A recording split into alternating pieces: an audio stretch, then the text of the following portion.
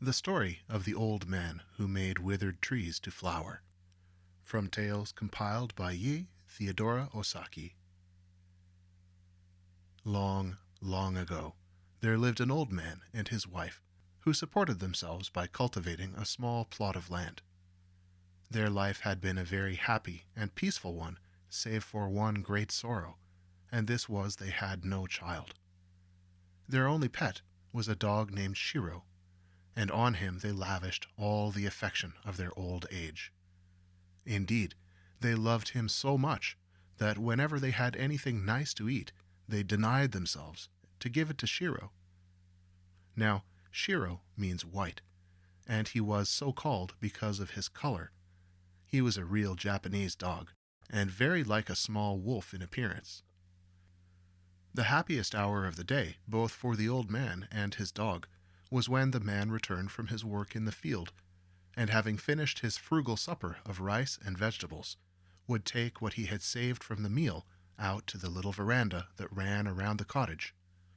Sure enough, Shiro was waiting for his master and the evening titbit. Then the old man said, "Chin, chin," and Shiro sat up and begged, and his master gave him the food. Next door to this good old couple there lived another old man and his wife, who were both wicked and cruel, and who hated their good neighbors and the dog Shiro with all their might. Whenever Shiro happened to look into their kitchen, they at once kicked him, or threw something at him, sometimes even wounding him. One day, Shiro was heard barking for a long time in the field at the back of his master's house. The old man, thinking that perhaps some birds were attacking the corn, hurried out to see what was the matter. As soon as Shiro saw his master, he ran to meet him, wagging his tail, and, seizing the end of his kimono, dragged him under a large yenoki tree. Here he began to dig very industriously with his paws, yelping with joy all the time. The old man, unable to understand what it all meant, stood looking on in bewilderment. But Shiro went on barking and digging with all his might. The thought that something might be hidden beneath the tree, and that the dog had scented it, at last struck the old man. He ran back to the house, fetched his spade, and began to dig the ground at that spot. What was his astonishment when, after digging for some time, he came upon a heap of old and valuable coins. And the deeper he dug, the more gold coins did he find. So intent was the old man on his work that he never saw the cross face of his neighbor peering at him through the bamboo hedge. At last, all the gold coins lay shining on the ground. Shiro sat by erect with pride and looking fondly at his master, as if to say, "You see, though only a dog, I can make some return for all the kindness you show me." The old man ran in to call his wife, and together they carried home the treasure. Thus, in one day, the poor old man became rich. His gratitude to the faithful dog knew no bounds, and he loved and petted him more than ever, if that were possible. The cross old neighbor, attracted by Shiro's barking, had been an unseen and envious witness of the finding of the treasure. He began to think that he, too, would like to find a fortune. So a few days later, he called at the old man's house and very ceremoniously asked permission to borrow Shiro for a short time. Shiro's master thought this a strange request, because he knew quite well that not only did his neighbor not love his pet dog, but that he never lost an opportunity of striking and tormenting him whenever the dog crossed his path. But the good old man was too kind-hearted to refuse his neighbor, so he consented to lend the dog on condition that he should be taken great care of. The wicked old man returned to his home with an evil smile on his face, and told his wife how he had succeeded in his crafty intentions. He then took his spade and hastened to his own field, forcing the unwilling Shiro to follow him. As soon as he reached a yenoki tree, he said to the dog, threateningly, "If there were gold coins under your master's tree, there must also be gold coins under my tree. You must find them for me. Where are they? Where? Where?" And catching hold of Shiro's neck, he held the dog's head to the ground so that Shiro began to scratch and dig in order to free himself from the horrid old man's grasp. The old man was very pleased when he saw the dog begin to scratch and dig, for he at once supposed that some gold coins lay buried under his tree, as well as under his neighbor's, and that the dog had scented them as before. So, pushing Shiro away, he began to dig himself. But there was nothing to be found. As he went on digging, a foul smell was noticeable, and he at last came upon a refuse heap. The old man's disgust can be imagined. This soon gave way to anger. He had just seen his neighbor's good fortune, and hoping for the same luck himself, he had borrowed the dog Shiro, and now, just as he seemed on the point of finding what he sought, only a horrid-smelling refuse heap had rewarded him for a morning's digging. Instead of blaming his own greed for his disappointment, he blamed the poor dog. He seized his spade, and with all his strength struck Shiro and killed him on the spot. Then he threw the dog's body into the hole which he had dug in the hope of finding a treasure of gold coins, and covered it over with the earth. Then he returned to the house, telling no one, not even his wife, what he had done. After waiting several days, as the dog Shiro did not return, his master began to grow anxious. Day after day went by, and the good old man waited in vain. Then he went to his neighbor and asked him to give him back his dog. Without any shame or hesitation, the wicked neighbor answered that he had killed Shiro because of his bad behavior. At this dreadful news, Shiro's master wept many sad and bitter tears. Great indeed was his woeful surprise, but he was too good and gentle to reproach his bad neighbor. Learning that Shiro was buried under the yenoki tree in the field, he asked the old man to give him the tree in remembrance of his poor dog Shiro. Even the cross old neighbor could not refuse such a simple request, so he consented to give the old man the tree under which Shiro lay buried. Shiro's master then cut the tree down and carried it home. Out of the trunk he made a mortar. In this his wife put some rice, and he began to pound it with the intention of making a festival to the memory of his dog Shiro. A strange thing happened. His wife put the rice into the mortar, and no sooner had he begun to pound it to make the cakes than it began to increase in quantity gradually, till it was about 5 times the original amount, and the cakes were turned out of the mortar as if an invisible hand were at work. When the old man and his wife saw this, they understood that it was a reward to them from Shiro for their faithful love to him.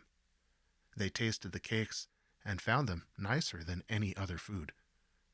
So from this time they never troubled about food, for they lived upon the cakes with which the mortar never ceased to supply them.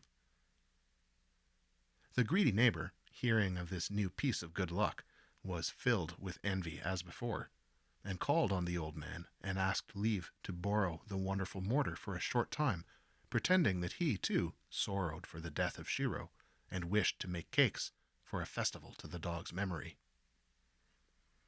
The old man did not in the least wish to lend it to his cruel neighbor, but he was too kind to refuse. So the envious man carried home the mortar, but he never brought it back. Several days passed, and Shiro's master waited in vain for the mortar. So he went to call on the borrower and asked him to be good enough to return the mortar if he had finished with it. He found him sitting by a big fire made of pieces of wood. On the ground lay what looked very much like pieces of a broken mortar. In answer to the old man's inquiry, the wicked neighbor answered haughtily, "Have you come to ask me for your mortar? I broke it to pieces, and now I am making a fire of the wood, for when I tried to pound cakes in it, only some horrid-smelling stuff came out." The good old man said, "I am very sorry for that. It is a great pity you did not ask me for the cakes if you wanted them. I would have given you as many as ever you wanted. Now please give me the ashes of the mortar, as I wish to keep them in remembrance of my dog." The neighbor consented at once, and the old man carried home a basketful of ashes. Not long after this, The old man accidentally scattered some of the ashes made by the burning of the mortar on the trees of his garden. A wonderful thing happened. It was late in autumn, and all the trees had shed their leaves. But no sooner did the ashes touch their branches than the cherry trees, the plum trees, and all other blossoming shrubs burst into bloom, so that the old man's garden was suddenly transformed into a beautiful picture of spring. The old man's delight knew no bounds, and he carefully preserved the remaining ashes. The story of the old man's garden spread far and wide, and people from far and near came to see the wonderful sight. One day, soon after this, the old man heard someone knocking at his door, and going to the porch to see who it was, he was surprised to see a knight standing there.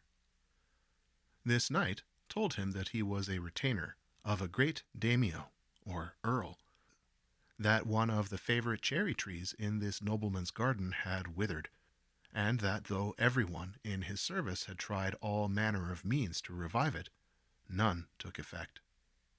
The knight was sore perplexed when he saw what great displeasure the loss of his favorite cherry tree caused the daimyo. At this point, fortunately, they had heard that there was a wonderful old man who could make withered trees to blossom, and that his lord had sent him to ask the old man to come to him. "And," added the knight, "I shall be very much obliged if you will come at once." The good old man was greatly surprised at what he heard, but respectfully followed the knight to the nobleman's palace. The daimyo, who had been impatiently awaiting the old man's coming, as soon as he saw him asked him at once, "Are you the old man who can make withered trees flower even out of season?" The old man made an obeisance, and replied, "I am that old man." Then the daimyo said, "You must make that dead cherry tree in my garden blossom again by means of your famous ashes. I shall look on." Then they all went into the garden, the daimyo and his retainers and the ladies in waiting, who carried the daimyo's sword. The old man now tucked up his kimono and made ready to climb the tree, saying, "Excuse me." He took the pot of ashes which had been brought with him, and began to climb the tree, everyone watching his movements with great interest. At last he climbed to the spot where the tree divided into two great branches, and taking up his position there, the old man sat down and scattered the ashes right and left all over the branches and twigs. Wonderful, indeed, was the result. The withered tree at once burst into full bloom. The daimyo was so transported with joy that he looked as if he would go mad. He rose to his feet and spread out his fan, calling the old man down from the tree. He himself gave the old man a wine cup filled with the best sake, and rewarded him with much silver and gold and many other precious things. The daimyo ordered that henceforth the old man should call himself by the name of Hananaki Jiji, or the old man who makes the trees to blossom, and that henceforth all were to recognize him by this name, and he sent him home with great honor. The wicked neighbor, as before, heard of the good old man's fortune, and of all that had so auspiciously befallen him, and he could not suppress all the envy and jealousy that filled his heart. He called to mind how he had failed in his attempt to find the gold coins, and then in making the magic cakes. This time, surely he must succeed if he imitated the old man, who made withered trees to flower simply by sprinkling ashes on them. This would be the simplest task of all. So he set to work and gathered together all the ashes which remained in the fireplace from the burning of the wonderful mortar. Then he set out, in the hope of finding some great man to employ him, calling out loudly as he went along, "Here comes the wonderful man who can make withered trees blossom! Here comes the old man who can make dead trees blossom!" The daimyo in his palace heard this cry and said, "That must be the Hananaki Jiji passing. I have nothing to do today. Let him try his art again. It will amuse me to look on." So the retainers went out and brought in the impostor before their lord. The satisfaction of the false old man can now be imagined. But the daimyo, looking at him, thought it strange that he was not at all like the old man he had seen before, so he asked him, "Are you the man whom I named Hananaki Jiji?" And the envious neighbor answered with a lie, "Yes, my lord." "That is strange," said the daimyo. "I thought there was only one Hananaki Jiji in the world. Has he now some disciples?" "I am the true Hananaki Jiji. The one who came to you before was only my disciple," replied the old man again. "Then you must be more skillful than the other. Try what you can do, and let me see."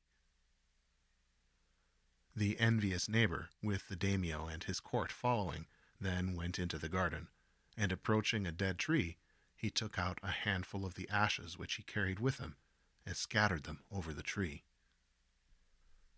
But not only did the tree not burst into flower, but not even a bud came forth. Thinking that he had not used enough ashes, the old man took handfuls and again sprinkled them over the withered tree, but all to no effect. After trying several times, the ashes were blown into the daimyo's eyes. This made him very angry, and he ordered his retainers to arrest the false Hananaki Jiji at once and put him in prison for an impostor. From this imprisonment the wicked old man was never freed. Thus did he meet with punishment at last for all his evil doings. The good old man, however, with the treasure of gold coins which Shiro had found for him, and with all the gold and the silver which the daimyo had showered on him, became a rich and prosperous man in his old age, and lived a long and happy life, beloved and respected by all.